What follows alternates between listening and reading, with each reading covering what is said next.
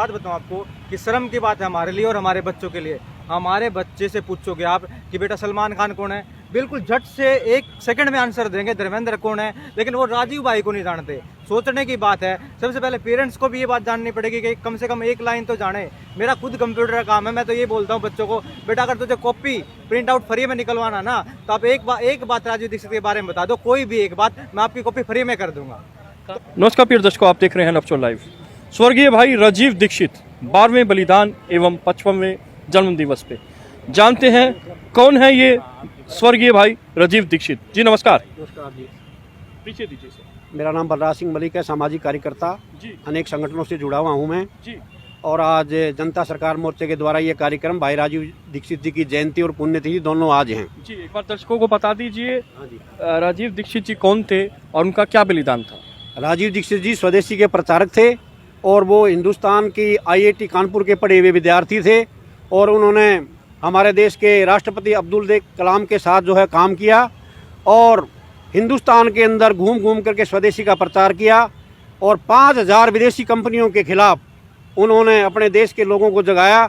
उन्होंने Pepsi Cola अनेक प्रकार की जो पेय पदार्थ बनाती हैं हमारे देश के युवाओं का सत्यानाश करती हैं, नशे के ऊपर, स्वदेशी खेती के ऊपर, अनेक प्रकार के विषयों पर राजीव दीक्षित ने देश के लोगों को जगाने का काम किया। लेकिन दुर्भाग्य की बात है कि वो 42 वर्ष की आयु हमारे बीच से चले गए और आज उनकी जयंती पर मैं उनको श्रद्धासुमन अर्पित करता हूँ जी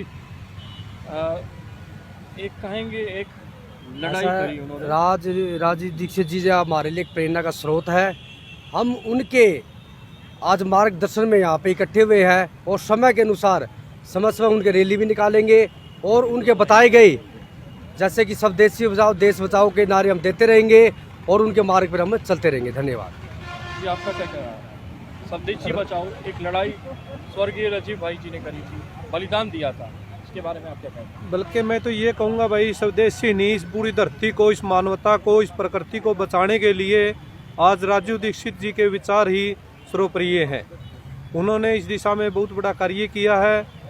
वो हमारे से अनभिज्ञ नहीं है। आज जो भी ये ऑर्डर दुनिया में, वीडियो डिलीट हो जाएगी पूरा बोलूँगा तो, ऑर्डर चल रहा है दुनिया के लिए, अगर उससे भी बचना है तो राजीव दीक्षित जी के विचारों पे हमें चलना ही पड़ेगा, वही हमें उनसे बचा सकते हैं जी।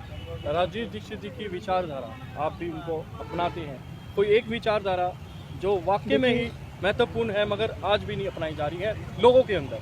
उन्होंने जैसा कि कहा था कि स्वदेशी, तो अपने देश को बचाने के लिए हमें अपनी पुरानी धरोहर को दोबारा लाना पड़ेगा, एजुकेशन सिस्टम को बदलना पड़ेगा ताकि बचपन से खून में वो चीज़ें दौड़ सके जो कि राजीव जी भी चाहते थे और जितने भी देशभक्त थे वो सारे ही चाहते थे। और पहले देश की बात है और फिर विश्व की, तो मैं इतने में बात को ख़त्म करूँगा। बहुत बहुत धन्यवाद। आपका क्या कहना है? मैं कहना चाहूँगा वंदे मातरम साथियों, सबसे पहले तो देखो, सबसे पहले एक बात बताऊँ आपको कि शर्म की बात है हमारे लिए और हमारे बच्चों के लिए। हमारे बच्चे से पूछोगे आप कि बेटा सलमान खान कौन है, बिल्कुल झट से 1 सेकंड में आंसर देंगे धर्मेंद्र कौन है, लेकिन वो राजीव भाई को नहीं जानते। सोचने की बात है, सबसे पहले पेरेंट्स को भी ये बात जाननी पड़ेगी कि कम से कम 1 लाइन तो जाने। मेरा खुद कंप्यूटर का काम है, मैं तो ये बोलता हूँ बच्चों को, बेटा अगर तुझे कॉपी प्रिंट आउट फ्री में निकलवाना ना, तो आप एक बात राजीव दीक्षित के बारे में बता दो, कोई भी एक बात, मैं आपकी कॉपी फ्री में कर दूंगा।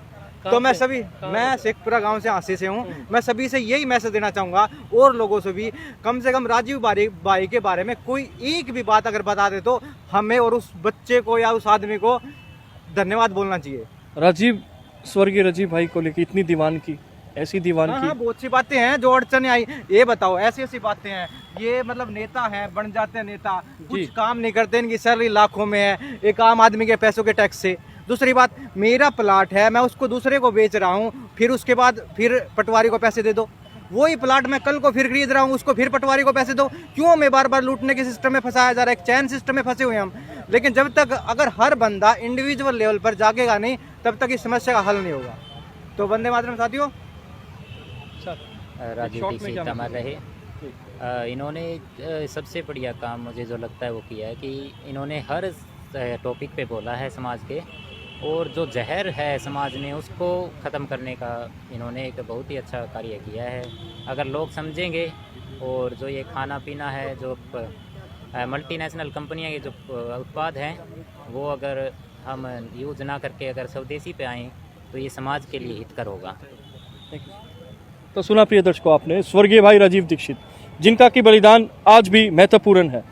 मतलब स्वदेशी के लिए लड़ाई करते करते एक एग्जाम्पल खड़ा करके भाई स्वर्गीय राजीव दीक्षित। तो इस वीडियो को शेयर करना ना भूले। वंदे मातरम, जय हिंद, जय भारत, धन्यवाद।